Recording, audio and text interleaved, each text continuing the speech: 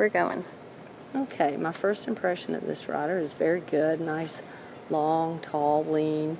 You know, if I could get super picky from her waist to the top of her thigh, I'm just seeing a little bit of a kind of a bulky look to that shaft. So I don't know if we can take a little bit of the material out of the thigh and tighten that zipper up so we can take that bulkiness out of her crotch. Maybe we could even pull them up a little bit. They're sitting a little low on her back, so we don't want to give her the look of unevenness in her hips, and we don't want to not play on the positives of the waist. Allie, we know that we generally wear a little more bra. I think that's going to give you a little more upper body. We know you got a ton of hair, so we've got to make sure we get that bun a little smaller. But these are all really picky things. Your position looks very good. Let's jog. Jog, please. The fit of your outfit, other than that in your shape, is still good. Your shirt fits really good.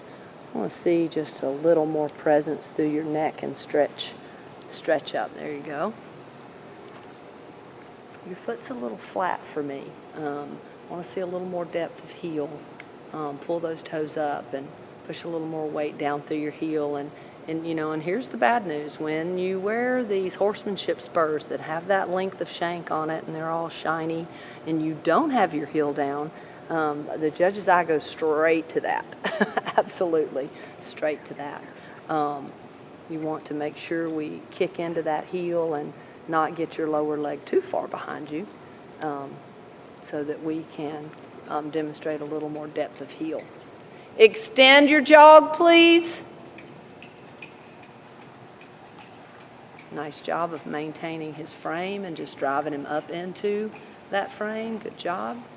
A little round through your shoulders for me today. I want to get you a little flatter across your shoulder blades, and open up that chest and sternum area just a little bit. Good through your seat. Good. A little bit of movement to that lower leg. Once again, I think if you get a little more weight in your stirrup and weight in your heel. Let's walk, and that will steady up that lower leg. I know you're strong. Your leg is good. We just got a little bit of movement and a flat foot. I want to get a little more depth of heel through there. A little more structure through your ankle. Let's lope, please. Lope.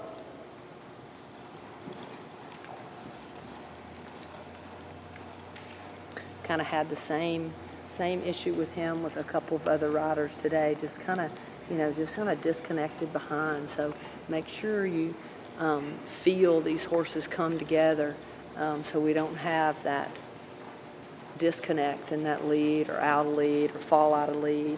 It's not uncommon for the lesson horses at any school and all schools to have chiropractic problems, hock problems, the whole 9 yards. So we've got to be aware of that. They're there for a reason.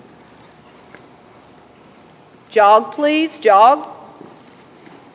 So we can't assume that everything's going to go off without a hitch, no pun intended, because they probably all have lots of hitches in their get along. So we've got to protect that. We've got to be aware of that body alignment and make sure we keep them collected and put together. Walk your horse. Really, really good and prompt, and all of your transitions have been good. I've said this with all the girls. I'm not saying that immediate and prompt transitions are not good. That's very impressive to many judges, but we don't want to rush them. We want to feel what's happening and take our time. Let them know what we're asking. Reverse at the walk and continue at the walk.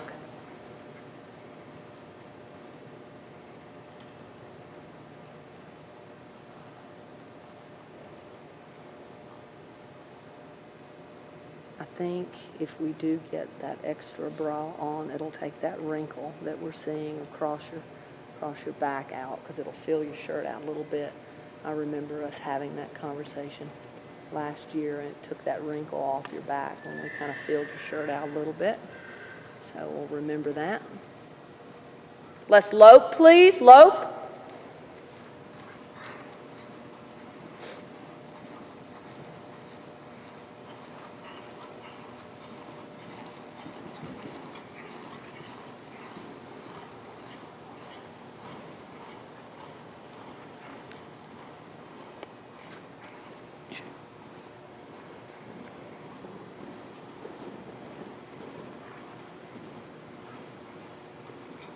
And jog.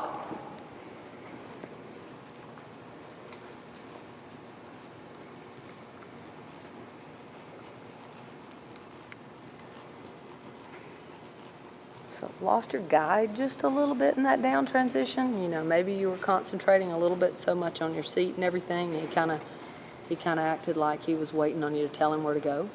So make sure you stay connected everywhere in those transitions. You know, remember, we're going to have other horses in the arena. Obviously, you're well aware of that.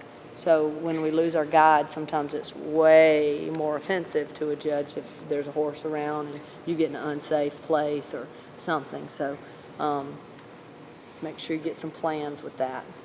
You'll see when you come by this time, we're a little bit closer. I think you're going to agree with me that we've got to get a little bit more stretch up through your rib cage and your neck. Maybe the fact you don't have on a scarf is changing that look for me just a little bit. I think usually when we have a little bit of color there, kind of elongates that neck, and we get your bun a little smaller. It'll clean up that just a little bit. Want to see a little more stretch. And walk.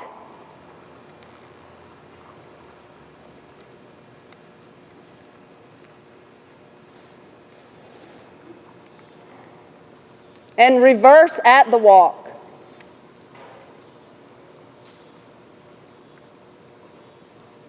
Okay, we got that head cock. That's getting a little more extreme as we get towards the end of the class. So once again, we want to think about stretching through that neck. When you came around that reverse, we know that a lot of times that reverse is a tiebreaker. In many ways, we want to watch your connection from leg to hand and how you get through that guiding. And you know, you're coming straight at me with your head pretty cocked. So keep talking to yourself throughout this class about stretching up through that neck and keeping that nice and clean. Let's halt and back 4 steps. And walk.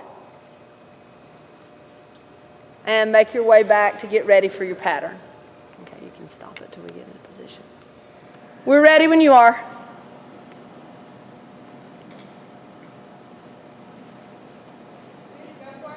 Yes, go right into it.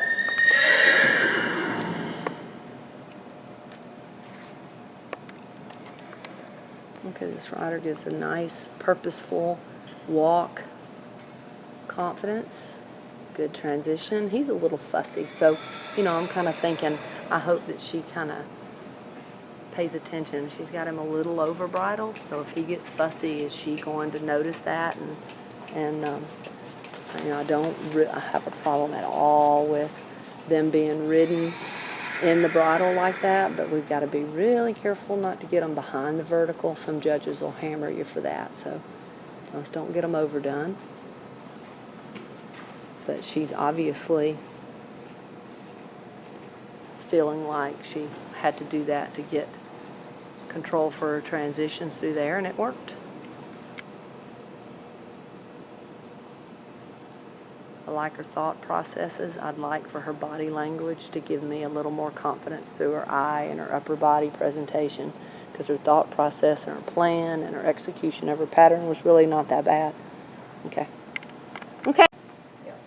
Open your chest up, lift your chin, make your neck a little longer, and keep your head straight. Don't cock your head. Heard that once or twice. Yep.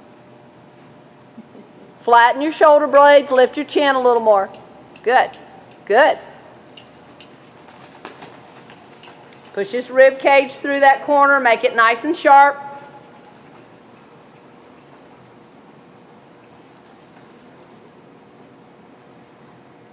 Good transition to the slow. Good.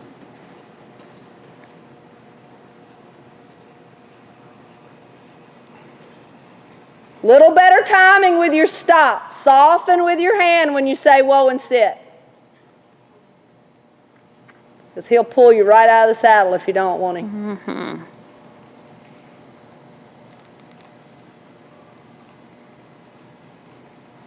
Good. What was your favorite part of that?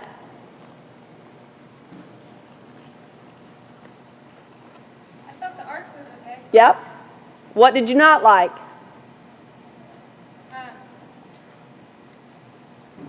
I just forgot it.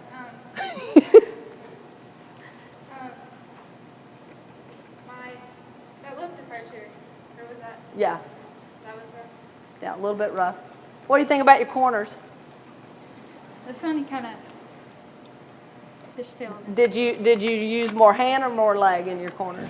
Looked like you were using more hand, and he just pushed into your hand a little bit. Yeah. Okay. Corners were a little rough. So with him, you know you got to soften your hand because he's just going to get. You're on camera. You know he's just going to get a little bit deeper. Okay. So.